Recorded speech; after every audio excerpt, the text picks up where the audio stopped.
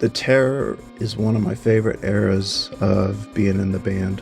When I joined, it was on the Embryonic cycle, and by summer of like 2010, I felt like we were playing really like just kick-ass, amazing, really intense and spontaneous kind of shows.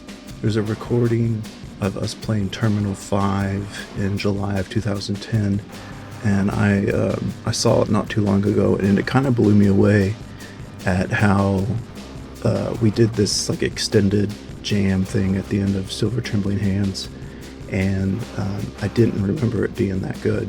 So anyways, we toured more into 2011, generally playing a similar set, riding that, album cycle out. Then comes 2012, and we did the Hetty Fwynn's project, which that year we were just playing mostly festivals, and we did a VH1 promotion where we played the most shows in 24 hours. So 2012 was kind of like one of those years where we put out a weird record, but it wasn't really a Flaming Lips record, and we were playing it. We weren't really like on tour all the time. We were just playing festivals here and there. And then there was an offer to come down to Australia and play New Year's Eve. I think it was 3 shows in all. And keep in mind, the Terror record, it came out in April of 2013, but it was mostly done by about March or April of 2012. So this whole year of 2012, where we're playing a traditional kind of cosmic birthday party Flaming Lips show, we know we have this other crazy record in the can, and we're just kind of waiting to unleash it on the world. So those 3 shows in Australia at the end of 2012 and 2013, it almost kind of felt like the death of that cosmic birthday party show for some reason. I don't know. We all kind of acknowledged it later. Like Wayne said something along the lines of, how long can this show go on? And it just felt like we needed to do something a little different, and the Terror was the perfect opportunity.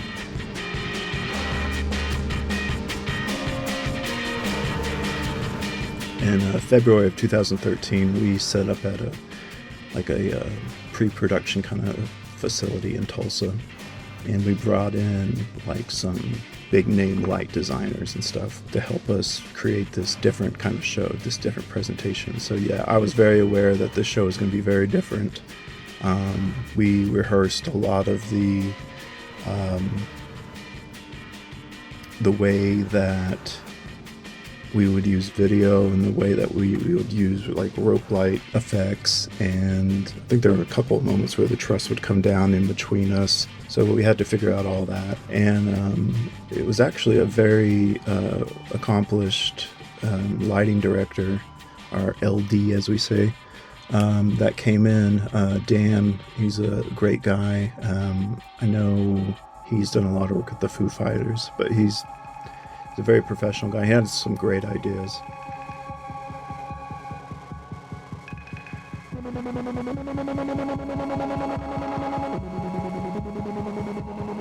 I don't quite remember exactly whose idea it was to play the Terror at South by Southwest in its entirety. I mean, it probably was Wayne.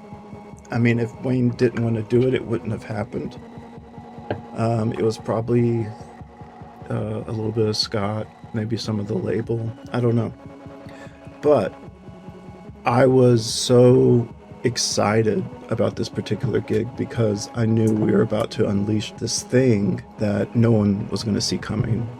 We could have treated the Terror show like a traditional Flaming Lips show where we played 3 or 4 Terror songs sprinkled in amongst all the other stuff, and it became kind of a thrill to not do that. And at sometimes, the audience was just downright uncomfortable. I don't mean that in like a sadistic way. That was fun for me. It was just something very different. It was scary as hell to get up there and play those songs that night, I'll tell you that.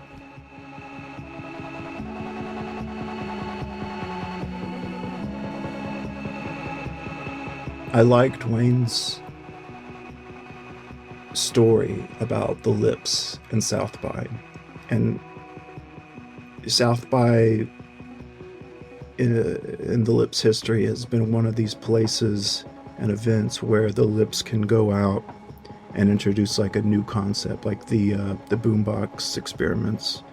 And then 1999, the first soft bulletin shows were played in Texas and South by Southwest. And then the Mystic show, which was just more over the top of the birthday party kind of celebratory show that the Yoshimi album started to refine.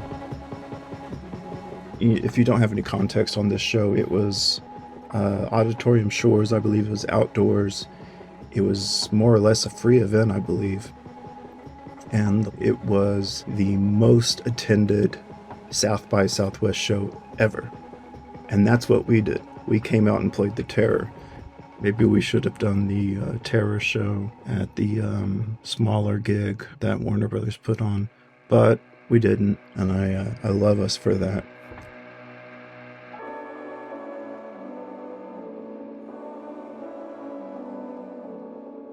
We probably got to Austin like a week early.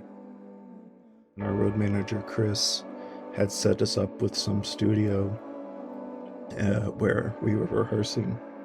So the schedule was pretty much during the day we rehearsed Yoshimi, the record, and at night we rehearsed the Terror. And this went on and on and on. And keep in mind with the Terror, we were introducing like new keyboards and new sampling technology and new ways to not just use a backing track, but use sampled things that we played with. And it was like relearning our craft, you know? So it was one of the most stressful weeks of my life, hands down.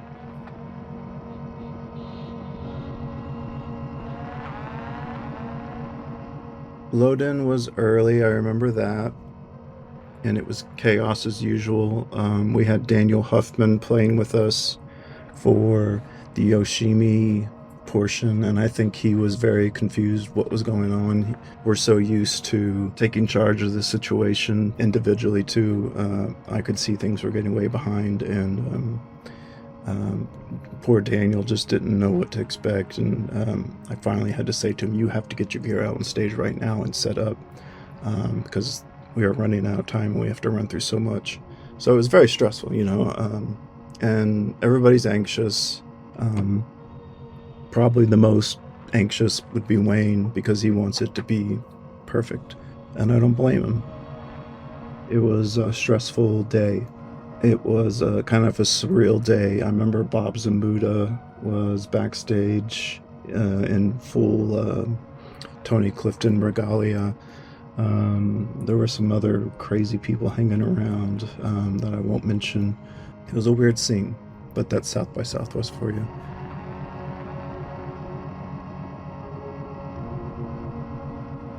I think everyone probably felt like after the show that it was a disaster.